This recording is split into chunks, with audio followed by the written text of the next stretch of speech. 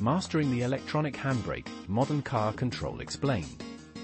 Remember the days when cars had that trusty handbrake lever? Well, times have changed. Nowadays, most vehicles come equipped with a sleek electric switch instead. But how does this high-tech feature work, and can it save you in an emergency? Let's dive in. In the past, every car was required to have a handbrake, a simple yet effective mechanism that relied on good old muscle power.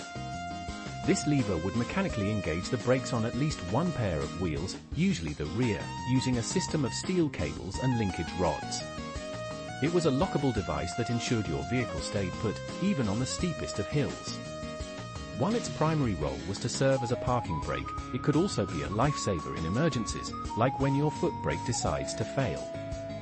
Rally and stunt drivers have long relied on the handbrake lever to create thrilling maneuvers, like inducing oversteer on tight corners or spinning the car around in style. Fast forward to today, and most cars have traded in that lever for a modern electromechanical parking brake, EPB.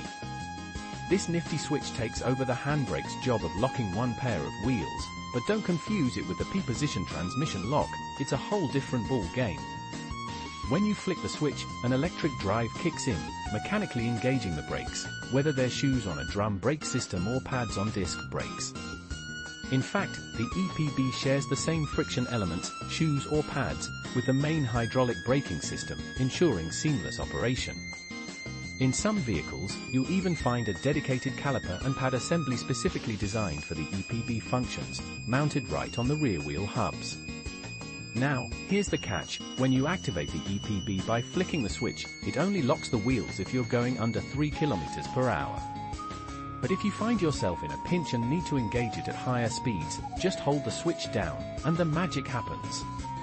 In such scenarios, the car stability control system springs into action, utilizing a network of dynamic sensors to maintain your vehicle's stability.